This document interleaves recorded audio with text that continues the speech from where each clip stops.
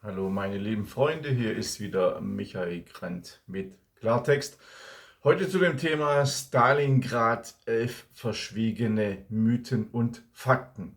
Die Schlacht um Stalingrad ist extrem gut erforscht, aber es gibt Aspekte, die lange verdrängt, verharmlost oder nur am Rande erzählt wurden oder einfach falsch dargestellt worden sind. Hier sind sie. Erstens die katastrophale Rolle der deutschen Verbündeten. Richtig, Rumänien, Italiener und Ungarn sicherten die Flanken der 6. Armee. Sie waren schlechter bewaffnet, kaum mit Panzerabwehr ausgerüstet. Der sowjetische Durchbruch bei ihrer Operation Uranus erfolgte deshalb gezielt über diese Abschnitte. Nach dem Krieg wurde das gern als Verrat dargestellt, aber die Rumänen, Italiener und Ungarn hatten einfach nicht die militärischen Möglichkeiten. Das sehen wir zum Beispiel auch im Afrika-Feldzug. Die Italiener haben da ziemlich versagt, bis auf wenige Divisionen. Zweitens, die Lüge von der Luftbrücke. Goebbels propagierte, ihr erinnert euch, die 6. Armee wird aus der Luft versorgt. Die Realität sah anders aus. Benötigt wurden 600 bis 700 Tonnen täglich. Geliefert wurden aber meist nur unter 100 Tonnen, also statt 600 bis 700 Tonnen nur 100 Tonnen oder weniger. Verwundete wurden kaum ausgeflogen. Munition und Winterkleidung fehlten chronisch. Statt 500 benötigten Junkers Ju täglich konnten maximal 50 bis 100 starten, mussten hunderte Kilometer durch feindliches Gebiet fliegen, wurden beschossen und der Frost zerstörte zudem die Motoren und es gab nicht genügend Treibstoff. Die Führung wusste, dass es unmöglich war, den Kessel zu versorgen, aber Hitler hielt trotzdem daran fest. Drittens, der Hunger, auch Kannibalismus. In deutschen wie sowjetischen Quellen belegt, aber auch lange Tabu, Soldaten aßen Pferde, Leder und Ratten. Es gab vereinzelte Fälle von Kannibalismus unter extremen Bedingungen. Hunger führte zu Apathie, Wahnvorstellungen und Zusammenbrüchen. In der Nachkriegszeit wurde dies aus Würdegründen oft ausgelassen. Ich habe dazu ein eigenes Video gemacht, ihr könnt es auf meinem Kanal anschauen, das verschwiegene Tabu der Wehrmacht. Viertens, Erschießungen und Strafmaßnahmen in der Roten Armee. Auf sowjetischer Seite ebenfalls lange beschönigt oder verschwiegen.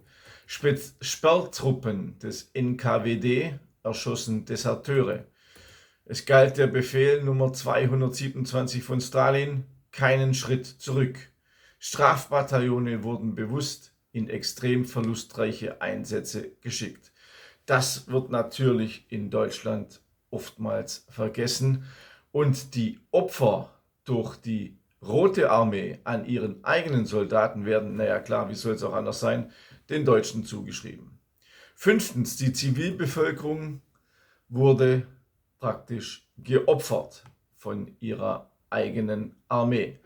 Zehntausende Zivilisten waren noch in der Stadt. Evakuierungen kamen zu spät oder blieben aus. Viele starben durch Bombardierungen, aber auch durch Bombardierungen der eigenen Armee, Hunger und Kälte. Weil die Stadt war für Stalin ein Symbol und nicht nur ein Lebensraum für Menschen, sondern ein Symbol, das es unbedingt zu verteidigen galt. Und für Hitler war es ein Symbol, das man unbedingt erobern musste. Sechstens, Generalfeldmarschall Paulus, war er Held oder Verräter? Hitler beförderte Paulus zum Generalfeldmarschall kurz vor dem Kollaps der 6. Armee, weil noch nie zuvor ein Generalfeldmarschall kapituliert hatte, also ein Wink mit dem Zaunpfahl. Die Erwartung von Hitler, Selbstmord oder Untergang. Paulus kapitulierte trotzdem gegen den Willen Hitlers und lief später sogar zum Feind über. war sogar einer der Hauptzeugen gegen den eigenen Wehrmachtsführungsstab im Nürnberger Prozess. In der Nachkriegszeit galt Paulus deshalb als Feigling und Verräter. Heute wird er natürlich als Held stilisiert. 7. Die Gefangenschaft, Tod durch Vernachlässigung. Von ca. 90 bis 110.000 Gefangenen überlebten nur 5.000 bis 6.000. Das erinnert an Napoleon. Die anderen starben in der Gefangenschaft an Hunger, Krankheiten, Seuchen, Erschöpfung und Strafmaßnahmen. Offiziell, die Sowjetunion war logistisch überfordert und konnte deshalb nicht genug Nahrung liefern. Es war kein Vernichtungsplan, aber tödliche Gleichgültigkeit, was für die Opfer auf das Gleiche hinaus lief. Sie starben zu Zehntausenden, also von 90 bis 110.000 kamen 5.000 bis 6.000 zurück. 8. Stalingrad war militärisch nicht zwingend. Die Stadt hatte keinen entscheidenden strategischen Wert. Sie wurde wichtig, ich habe es schon angedeutet, weil sie Stalins Namen trug und nichts anderes. Symbolpolitik ersetzte militärische Vernunft auf beiden Seiten. Hitler und Stalin waren da, man kann es nicht anders sagen, obwohl es so ein grausames Thema war, wie Kinder. Keiner wollte seinen Bauklotz hergeben. 9. Stalingrad ging wegen des Winters verloren. Fakt ist aber, der Winter verschärfte zwar alles. Verloren war die Schlacht aber schon vorher, denn Hitler verbot, die Stadt zu verlassen und die Front nach hinten zu verlegen, um diese zu stabilisieren. Das hat Hitler öfters gemacht. Er hat einfach die Front nicht verkürzt, um im Hinterland eine stabilere Front aufzubauen. Das ging durch den ganzen Sowjetfeldzug hindurch so, was für mich ein großer strategischer Fehler war. Die Einkesselung, die Russen nannten sie Operation Uranus, begann im November 1942, noch vor dem Extremfrost. 100.000 deutsche Soldaten standen rund 500.000 sowjetische Soldaten gegenüber.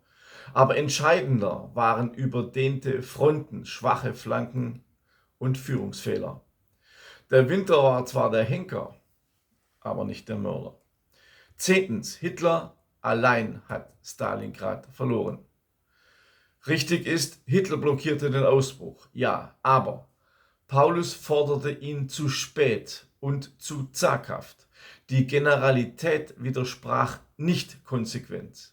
Es hätte noch eine Chance gegeben, zwar gegen Hitlers Befehl, aber immerhin, als die Soldaten noch kampffähig waren, hätten sie einen konzentrierten Ausbruchsversuch machen können, um sich mit General Mansteins Armee zu vereinen, die 200 Kilometer entfernt stand und ebenfalls einen Korridor nach Stalingrad schaffen sollte. Zum Schluss hat Manstein es versucht. Er war noch 48 Kilometer von Stalingrad entfernt und musste dann frustriert umdrehen. Die Soldaten in Stalingrad hörten Manstein, sie hörten ihn, aber er konnte nicht mehr kommen aus Treibstoffmangel und weil seine Flanken zerschossen wurden. Das Oberkommando der Wehrmacht, also das OKH und das OKW, das Oberkommando der Wehrmacht, unterschätzten die sowjetischen Reserven massiv. Es lag also nicht allein an Hitler, dass Stalingrad verloren ging. Es war ein kollektives Versagen. Stalingrad entschied den Krieg, ist ein nächster Mythos. Fakt ist aber, militärisch war Stalingrad zwar ein Wendepunkt, aber nicht kriegsentscheidend. Psychologisch und politisch war es zwar ein riesiger Einschnitt, doch der Krieg war 1943 noch lange offen, aber mit veränderter Dynamik. Das waren diese 11 verschiedenen Fakten von Stalingrad, die ich euch noch nahebringen wollte. Zum Krieg, zum Zweiten Weltkrieg habe ich meine Buchreihe geschrieben. Adolf Hitler, eine Korrektur.